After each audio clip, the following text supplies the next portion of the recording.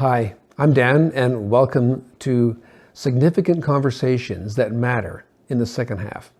We've been talking about dealing with some of the very impactful or intense experiences that you might have had, or maybe are even going through right now.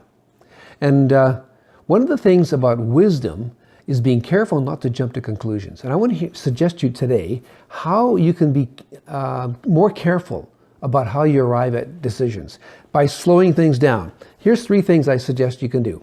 First of all, go to the person that you had this experience with, this conversation perhaps that was pretty impactful, and just maybe a day or 2 later, after emotions have kind of subsided a bit, just ask could we talk about this again? And invite the person to speak again what they were saying so that you can listen. Because maybe the first time your emotions were so triggered that you actually couldn't even hear properly.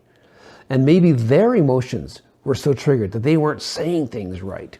So it's very helpful to actually go back to the person and just say, hey, can we talk about this again?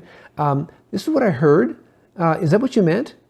And let them reinterpret what they may have said. The second thing I want to invite you to do is to go back to your journal that I talked about last time and pray about this. Take this to the Lord and pray and say, Lord, would you interpret this to me? Was I hearing things right?